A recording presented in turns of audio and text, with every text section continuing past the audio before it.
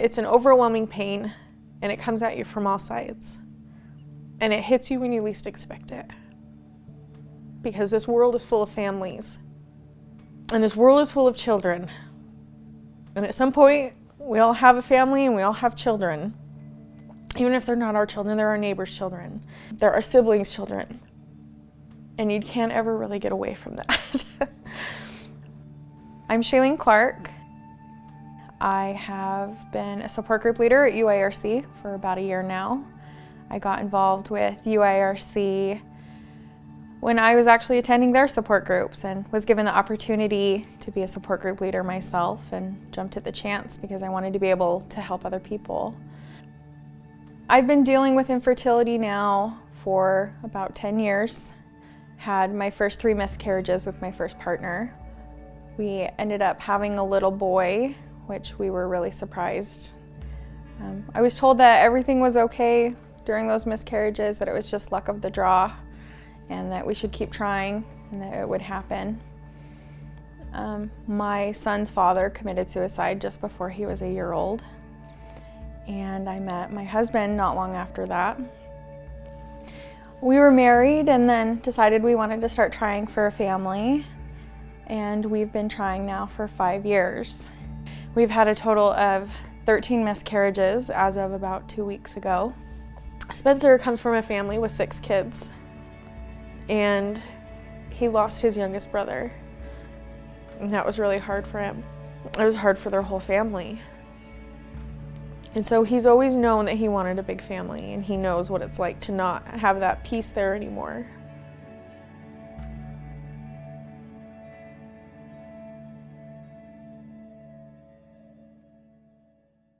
He has 2 children from his previous marriage. They're my bonus kids. They're awesome. And they've asked me every Christmas for as long as we've been together for a little brother or sister. And Colin, my youngest, has asked me every Christmas for a little brother or sister, and this was the first Christmas that they haven't. And it was kind of a curse and a blessing because I feel like they've given up. Every time that we were told we were pregnant, you know, you want to go out and you want to get prepared and you want to buy things and you're excited about the little tiny onesies and booties. And so we have this box of things that we've collected over the years, and you go and we're looking at the box and we're thinking, this is finally going to get used. Like this has the potential of finally being hugged by a little kid or thrown on the floor by a little kid. Something, you know, it's not just going to sit in the box anymore.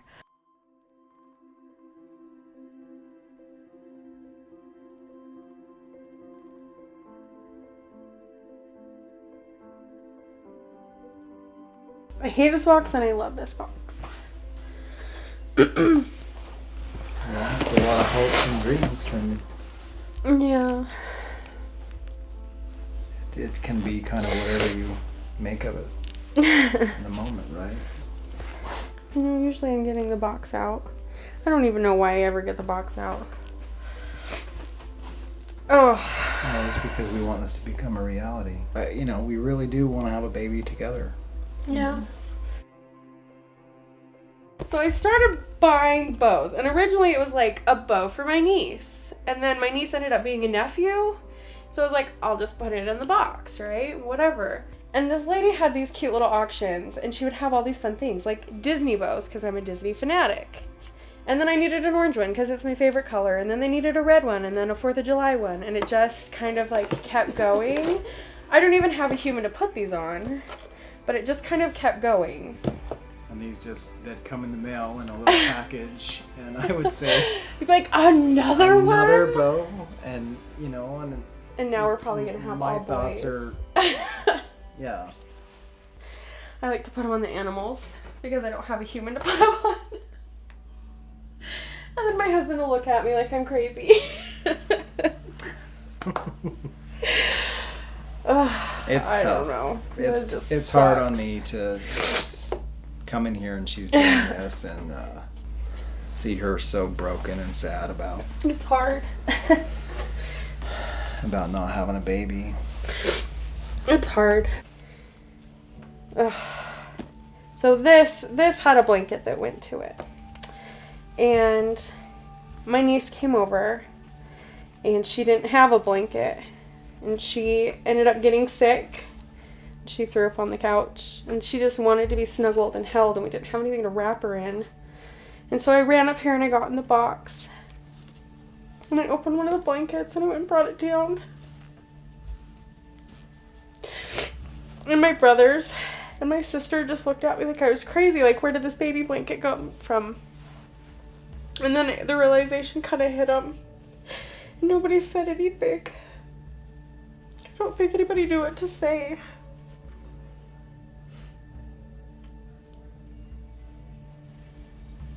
It's hard for people around us to talk to us, and it's hard for us to really talk to them.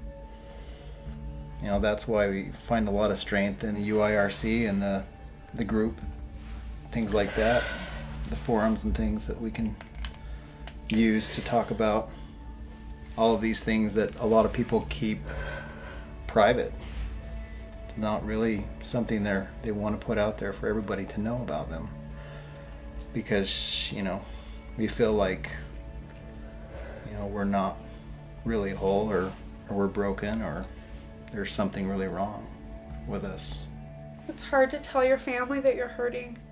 It's hard to try and explain this to them because you look like a crazy baby hoarder. It doesn't make sense to them for us to have all of this, or to keep all of this, or to keep acquiring these things when there's not somebody to use them. But it's nice to be able to go to group and say, I bought something else for the box, and to have these people understand and have them know what I'm talking about and have them empathize with me. It's nice to be able to have that outlet for when I want to go through the box, but I don't want my husband to have to hold my hand while I cry. To be able to tell these other women, like, this hurts and it sucks. And I don't want to hurt my husband anymore, and they get it. Not long after my brother called and let me know that he was expecting his youngest daughter, I had support group. And I had been kind of moping around all week, feeling like crap. And it wasn't that I didn't want him. Sorry. She's downstairs right now. It's not that I didn't want her, or that I was angry with him. It was that I hurt for myself. It was like an awful kind of jealousy that I felt, and I didn't know how to cope with that. And it was really nice to be able to go to group and be able to break down in front of them and let them know that I'm hurting, and to not be judged. They knew that my heart was broken, that it had nothing to do with that beautiful little girl that was about to come into the world, but it had to do with all of my loss, and it had to do with all of my want and my not being able to have, and to be able to have those people with me and understand that and explain and support and just show compassion to me when I really needed it the most. It was something that I think I'll be forever grateful for.